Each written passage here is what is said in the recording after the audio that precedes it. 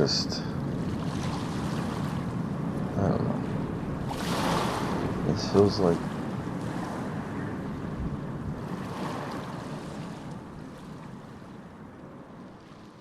people are looking everywhere except inward.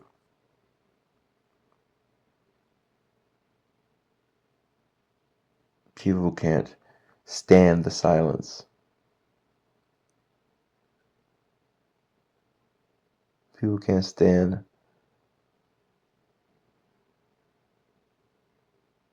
the loneliness.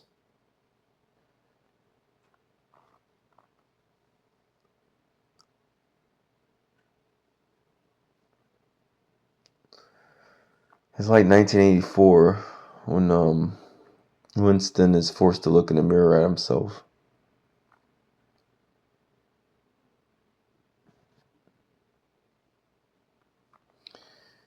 It's like you have to put it in perspective. It's like you can't go through this life without looking inward and looking for what you really are.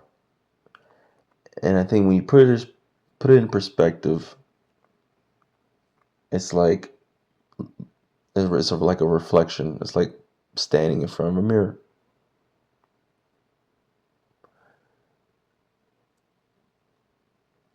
You know,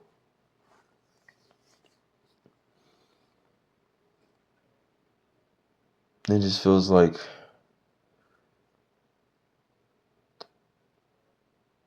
the world has been programmed to look outward, to follow,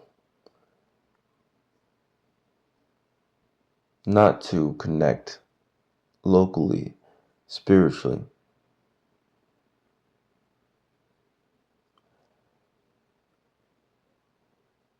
And it's like when I was younger, my father used to tell me about life is like an ocean and you have to ride that wave.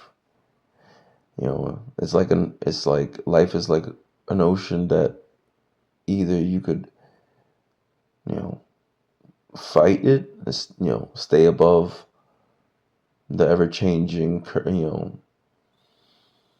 conditions, or you could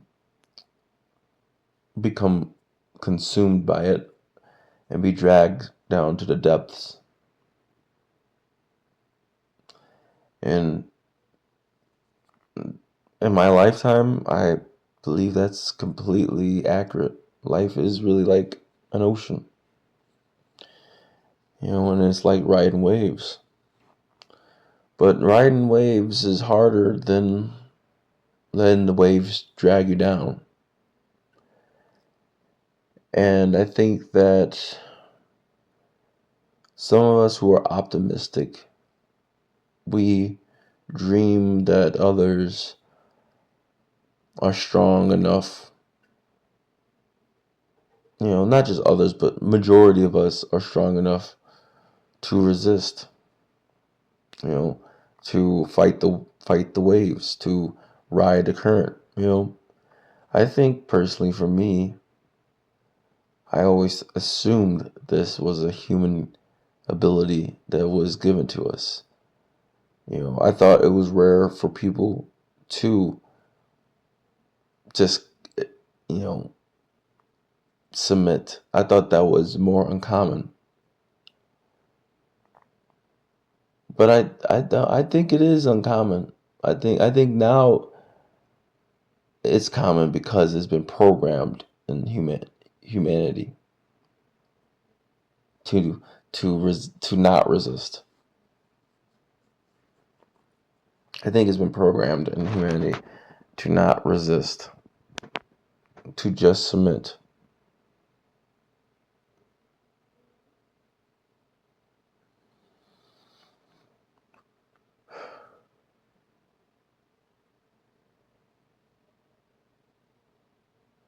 And it's just,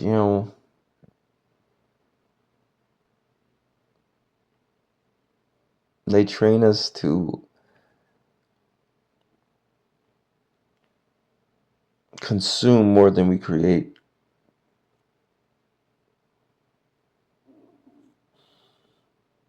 It's like that Wall-E movie where everyone is in that space station and they're all like obese, sitting on pods, like hovercraft pods, you know, being fed, being entertained. And while their planet is dying, while their planet is completely polluted, while their world is literally being destroyed.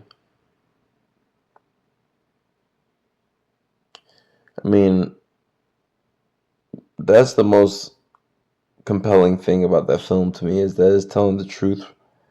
And it's funny because, I know people watch that movie and say it's a great movie, but it's like then they do what the characters in the movie do, which is or the humans do in the movie, which is just consume.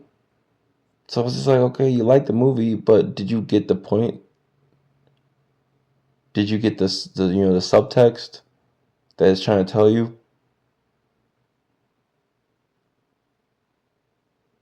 See, I think a lot of people they like things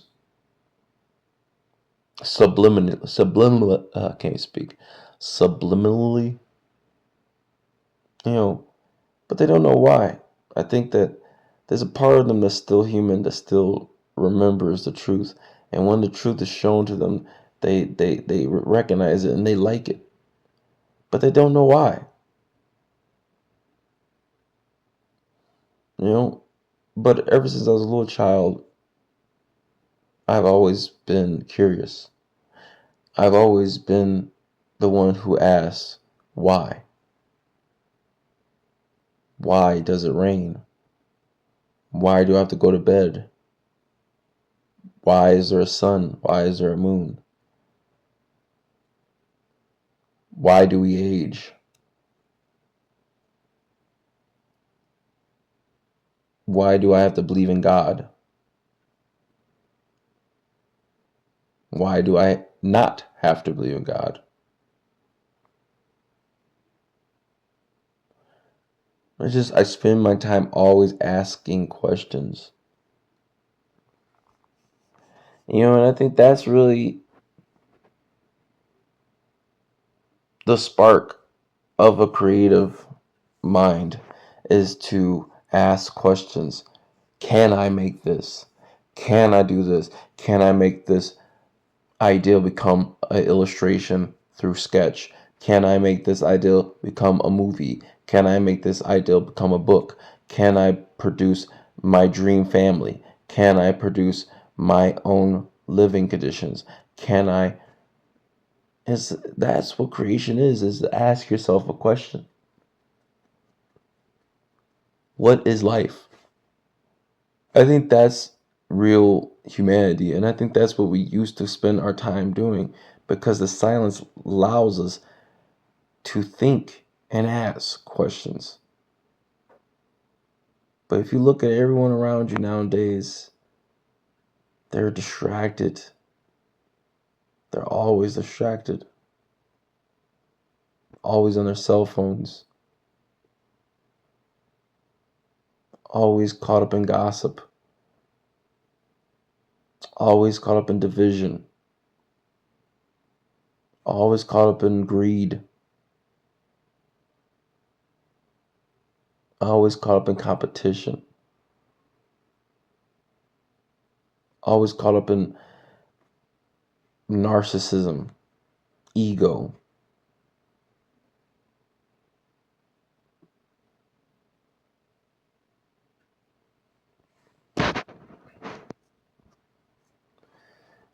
I do like the format of religion in comparison to life. Like how someone who acts acts in such a disturbing manner is like demonic, and those who act in such a pure way are angelic.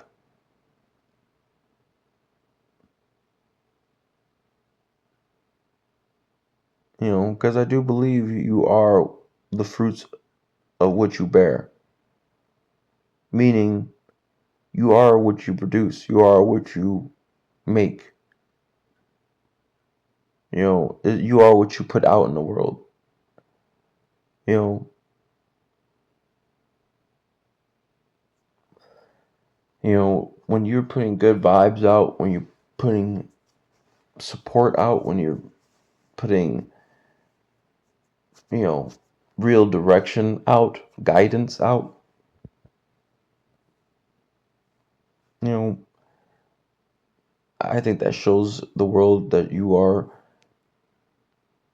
angelic. You are the light. You are giving people positivity. But when you consume attention, consume wealth, consume time, consume validation, you know, consume popularity,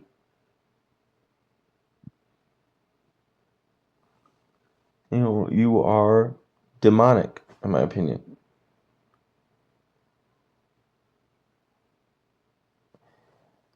And in this life, we are forced to give and to take.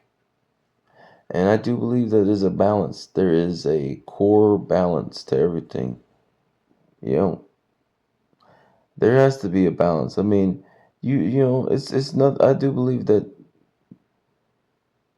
you should be okay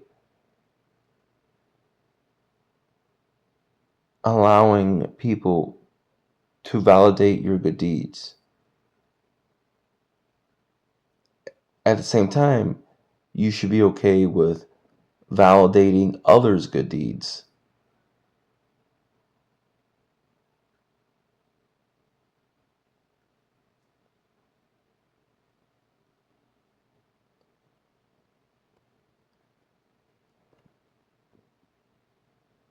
But there's a majority that has been changed into those who are purely consumers, programs.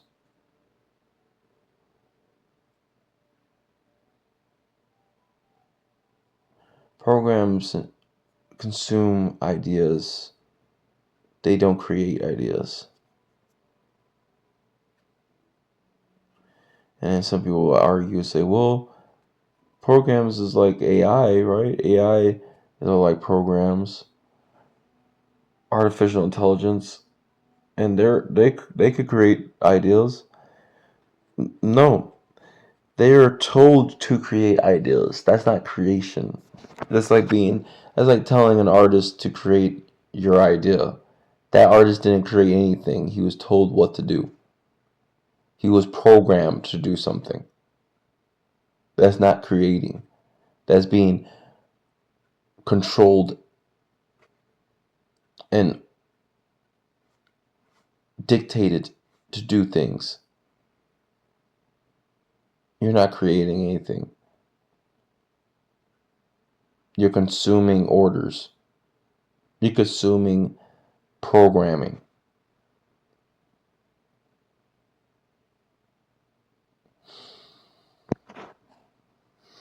And these are the type of people that say, "Hey, I didn't mean to do it. I'm just doing my job.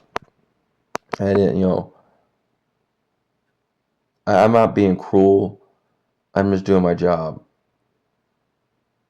Those are the same type of people who don't question why.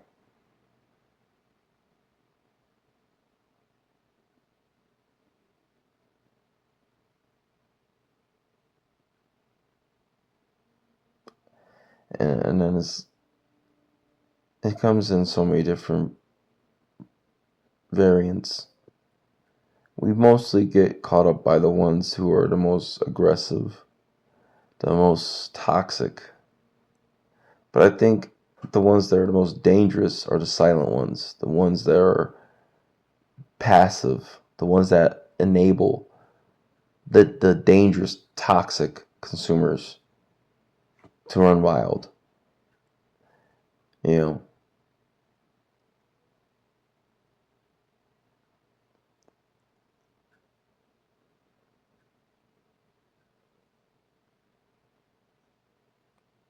but I've reached an age where I believe that the ones who enable this are as wicked as the ones who are doing the most. Because they thrive off of the chaos. They thrive off of the imbalance.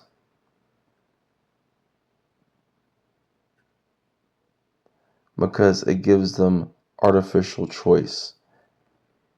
See, before Uber, before convenience stores and convenience, we were in the jungle. Your word meant life and death. Your honor meant your safety in the tribe, in the group. Treachery was unacceptable.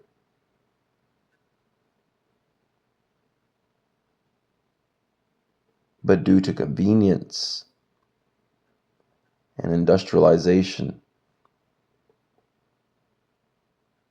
and the severing of our spiritual bonds with one another,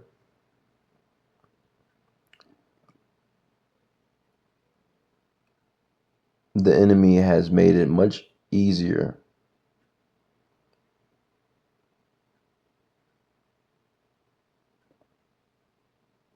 to keep us divided,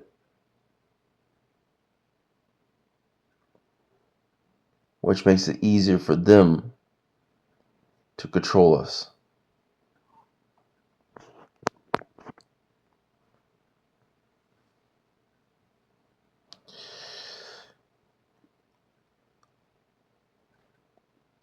Back in ancient times, when you're in tribes, you had to ask why. If people weren't cool with you, you had to ask why. You had to prove yourself. You had to contribute because it really meant life and death. We were forced back then to prove ourselves in our tribes, in our families, in our communities.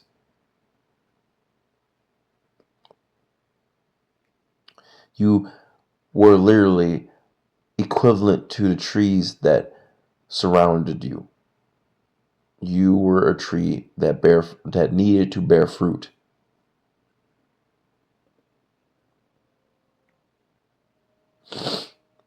So you were forced to bond. You were forced to ask questions. You were forced to develop.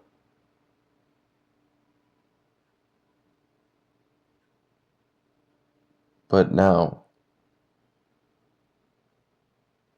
we are in the matrix, an artificial simulation of what life is, while the real world is dying around us. And it's not a choice. We all have to be part of the system. But the system is not supernatural. The system is just part of life, just like the waves. The system is just a part of life.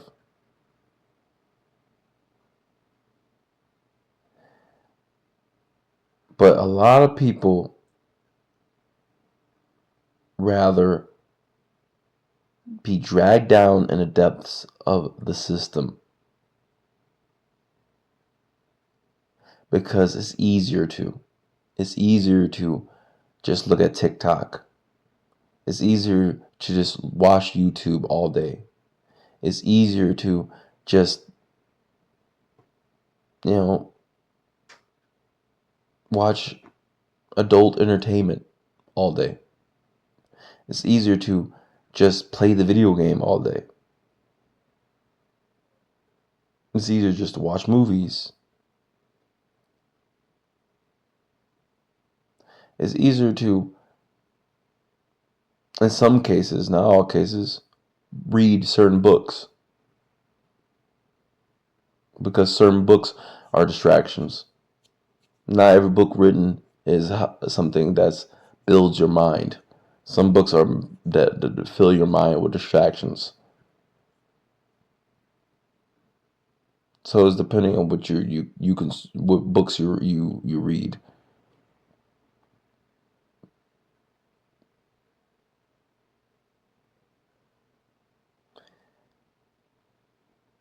It's easier to just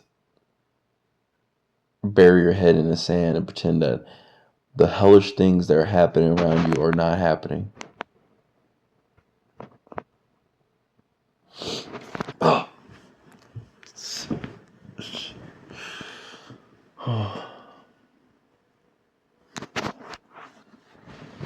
And trust me, I'm guilty of looking for easy solutions. I'm guilty of taking an easy route. I'm guilty of doing all the same things everyone else is doing. So this is not coming from a place of judgment. This is coming from a place of honesty.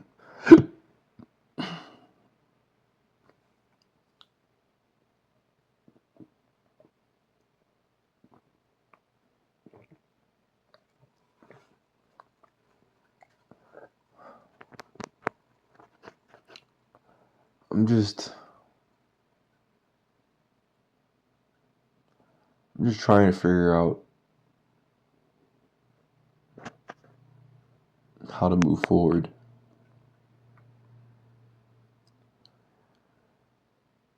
Because sometimes it feels hopeless.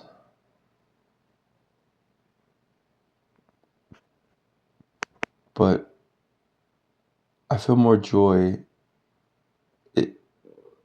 when I look inward.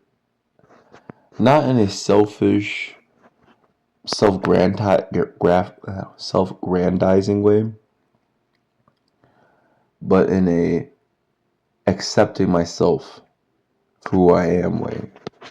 Accepting my shortcomings, accepting my past, accepting what I'm capable of doing, good and bad.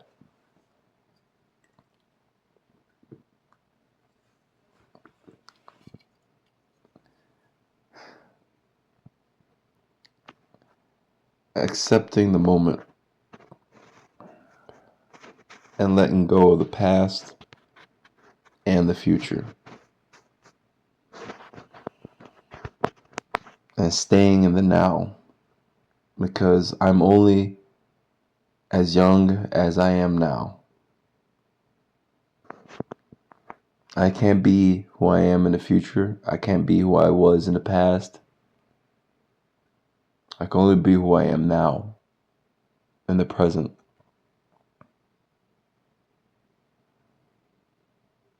And it's easy to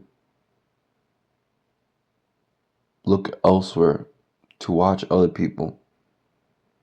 It's harder to look inward and question yourself.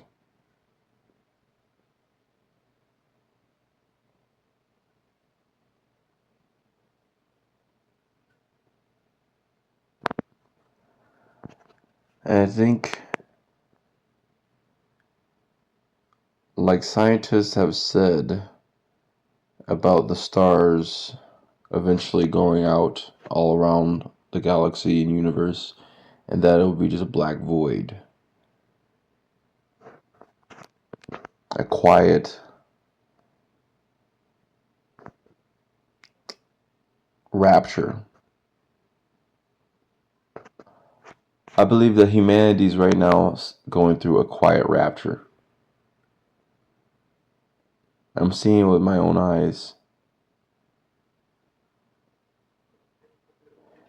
And it's not gonna. I don't think that it's gonna be like many movies and TV have shown you, because even the way they show you through media is a lie. How the ones who will be saved by God will be lifted up by a beam of light. Again, teaching you that safety and heaven is something outside of you, something that's out of reach, something that's gonna come from the sky and beam you up. It's like they don't. It's a way to again teach you to worship the external rather than the internal, rather than the intuition, rather than that voice that you have inside of you, which is God speaking with you when you completely let go of this world. The voice becomes stronger the less you distract yourself with the world. But that's what they even show you in media. Is it getting beamed up that a light source is gonna come and hit you? No. And what does that do? That shows you that. And how many times they say the rapture's gonna come? What does that do? That teaches you to feel like you are not good enough. Because if rapture is coming, if a rapture came, like as they said it is going to do when I think Three Eye Atlas came by,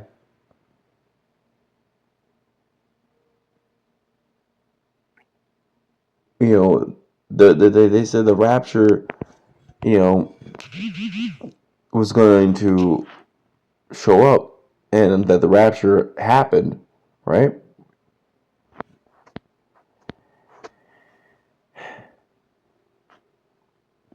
But since no one you saw got lifted up by this quote unquote beam of light that you've been programmed to think about, what does that do to your psyche? What does that do to your morale? That demoralizes you. That strips you of your joy. That makes you feel like, oh, I'm completely worldly. I'm meant to go to hell. I might as well enjoy the time I have. And again, that makes you look outward. That's what I was saying. You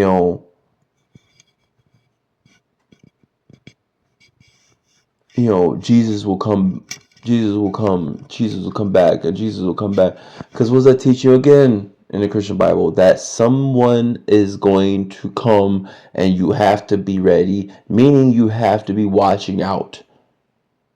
So in the meantime, while in the meantime, you could have been in the meantime working on yourself, looking inward, finding the truth within you. You're looking outward.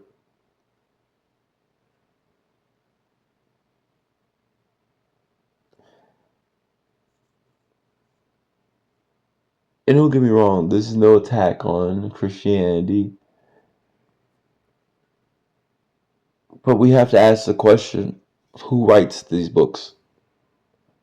Why do they write them in the way they do?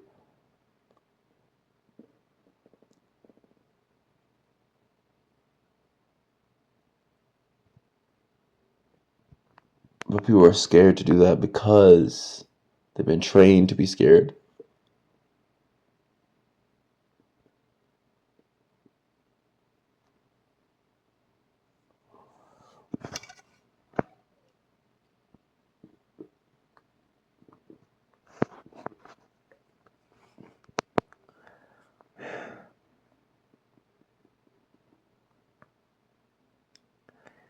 They don't want us looking inward into the light. I mean, look at the Statue of Liberty, which is another, satanic imagery symbol, because the rulers of this world mock purity, mock. You have to understand the rulers of this world are the opposite of nature. They resent nature. Everything is about convenience for them. You know, it's not convenient to have to get up and walk all the way over to the lake and then get your water, put it in a little, clay pot of yours, makeshift clay pot that you made, fill it up and bring it back to your little fucking, sorry for language. I'm trying to see, I'm human. I would refrain from cursing. Try, it's hard. It's not convenient to go and retrieve water from the lake or the pond or the river and bring it back to where you're living. It's not convenient to do that. It's convenient to have slaves go do it for you. It's convenient to make an automobile that you get into and drive and put that and get your water and then drive back. It's convenient to just dig a artificial path, the river that comes to you, even though that's not probably the way nature wanted it to be, and now you're probably going to flood some other area that it was not meant to happen. See, we are driven off of convenience, and in some sense, there's nothing wrong with that. It's a way of survival. It's a way of,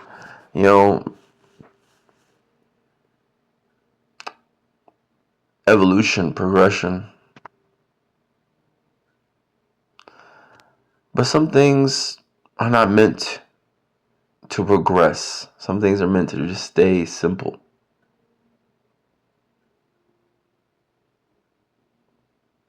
Some things are just meant to stay simple. Not everything is meant to develop into something else and mutate into something else and change into something else. Some things are just meant to stay where they are.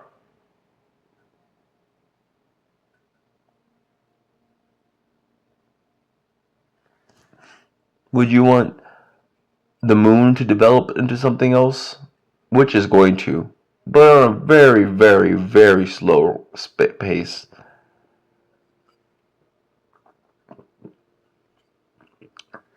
But would you want something, the sun just one day just not work because it felt like it? Would you want the moon just to one day fly off somewhere because it felt like it? Would you want the gravity to stop working because it feels like it?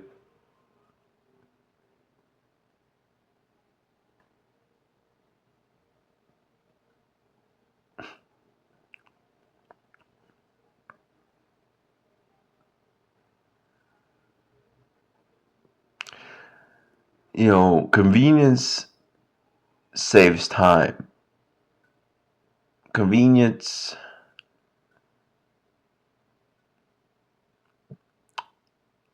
makes us more comfortable. Convenience makes us feel safer. But that's the key, is that it makes you feel. Convenience makes you feel something.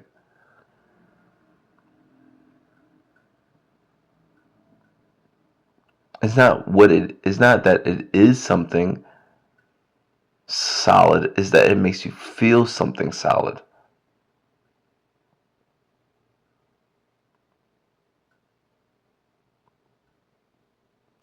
Like convenience could be, oh, I'm not sure if my girlfriend's cheating on me. Let me use this convenient phone of mine to text and call her. Okay, she didn't answer the first time. I'm starting to get worried. Okay, she answered. And then she responds, hey, honey, I'm just out with the girls. Oh, I'm sorry, I didn't respond. I was a little busy, but I'm gonna be home tonight. Don't worry. Oh, I feel much better due to this convenient phone.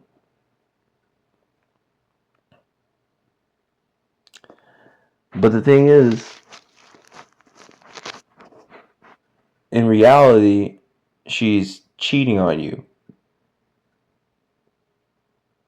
The convenience is not real. It doesn't change reality. It doesn't change what's really happening. It makes you feel like you have control. It makes you feel like oh, I know where she is.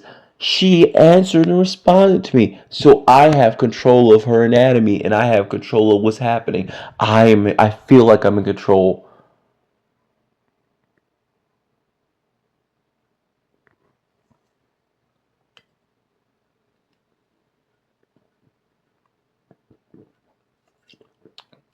See, in ancient times, when you weren't depending on conveniences, you were depending on your spirit and your gut feeling. You would trust them, your partner, back then, if you were off doing your own things, to be loyal and faithful to you.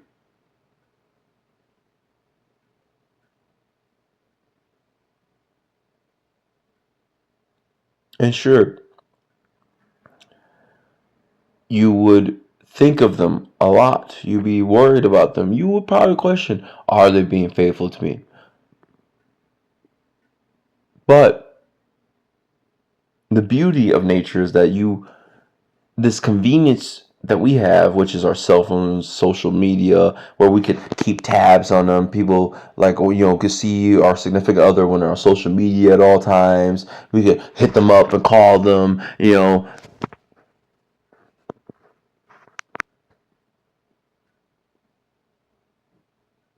It keeps you in this fantasy that you are always up to speed with somebody, that you're always in the know of what's going on with them. So it's less is what that is lowering your intuition. It's lowering your discernment.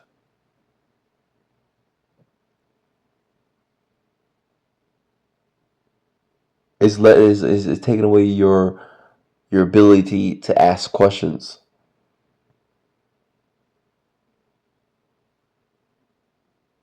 Because, oh well, I saw them already. I took pictures of what they're doing.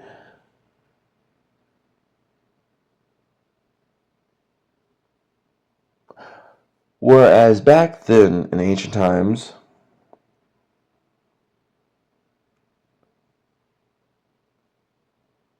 you will want to know where your loved one is, if they're being faithful, such and such, yada yada. You'll be more cautious because you didn't have answers. You'll be more aware. You'll be more observant of body language, of certain behavioral patterns. You pick up on certain different behaviors.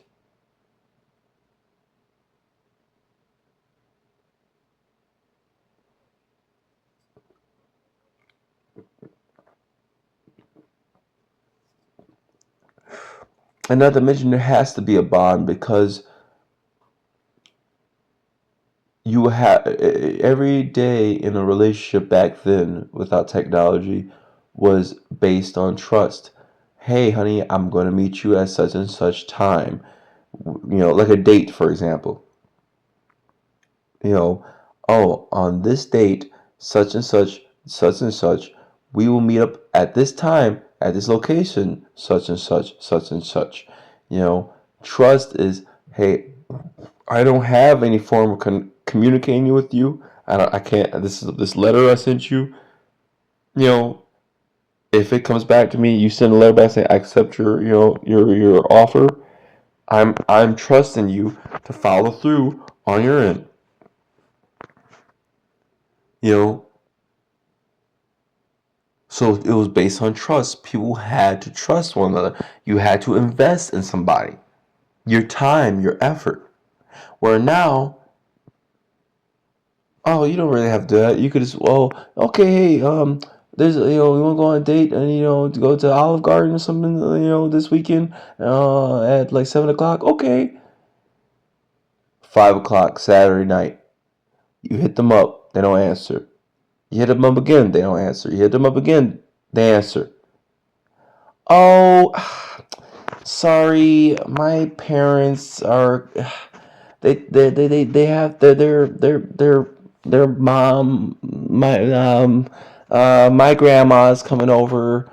Uh, yeah, we're having a dinner. I didn't know this was gonna happen. I'm sorry. We could plan for next time. Is that okay? Oh, okay. Well, um, I have reservations. I thought that we were gonna be going to this, even though Olive Garden this time has reservations. It's like we covered this, but you know what I mean. It's like I had made plans. I kind of thought that this was gonna be a done deal. Oh, I know, but I'm sorry. And in these people's mind, the one who denies or changes their mind, they feel like, well, hey, at least I have this convenience, convenience to jump on the phone and say, never mind at the last minute. Where back then, you had to come through because it will be more offensive if your date was at the restaurant and you never showed up, but you couldn't see them 2 days later when you see them in a village or something and be like, hey, oh, I'm so sorry. Things came up. I'm so sorry. You will lose so many points of respect from them. They would be like, even if they accept your apology, damn well they will be offended by your behavior.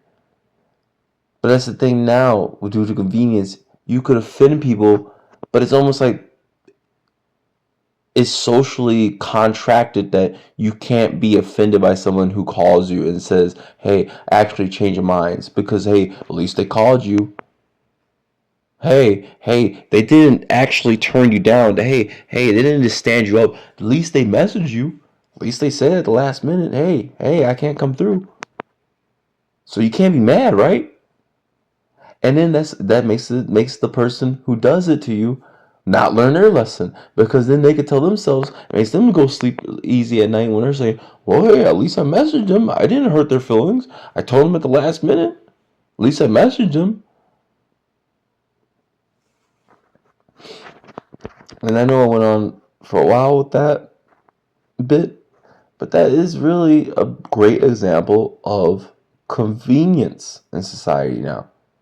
Is that convenience is taking away our loyalty, our trust. You know, it's convenient to be a single parent mom nowadays compared to back then.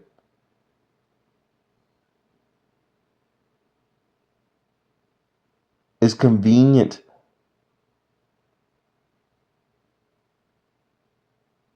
to live off of, the government. It's convenient to not cook for yourself because you have Uber Eats.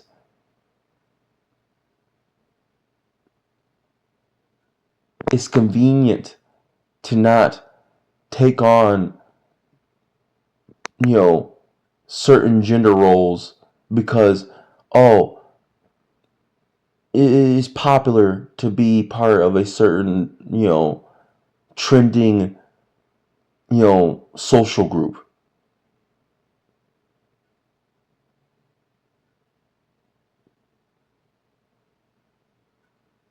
It's convenient to turn a blind eye to cruel, heathenistic leadership that's leading us into the apocalypse.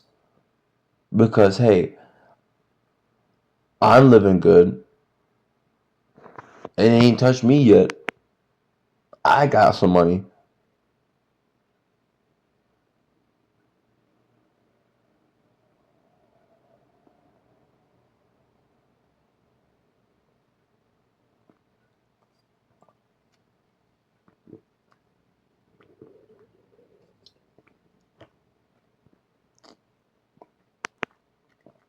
It's convenient to jump on OnlyFans and pretend as you're talking to some, model, and you and her have some sort of personal connection, and you're really getting her to show you the sexual side, her freaky side, when in reality some balding guy in Nigeria or in the Middle East somewhere talking to you, or India somewhere talking to you, trying to get you to give them money.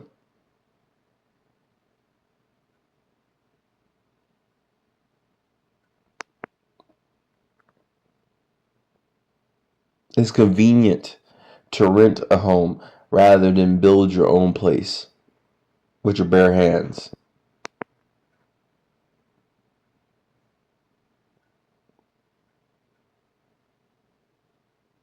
It's convenient to trust a God that was taught to you rather than a God that resides inside of all of our hearts, that you feel, that you don't need a book to tell you, that you know the truth. You know hurting innocent people is wrong. You know not opening a door for for a lady as a man is wrong. You know that abusing children is wrong. You know that killing people is wrong.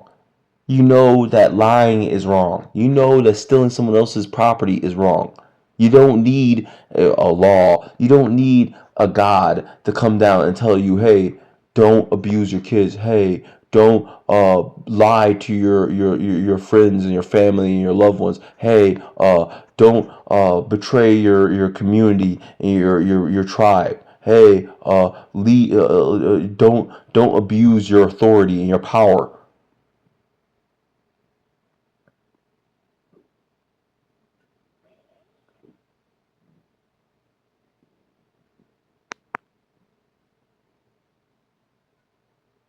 But it's convenient to do all those sins and go to church and say, I repent.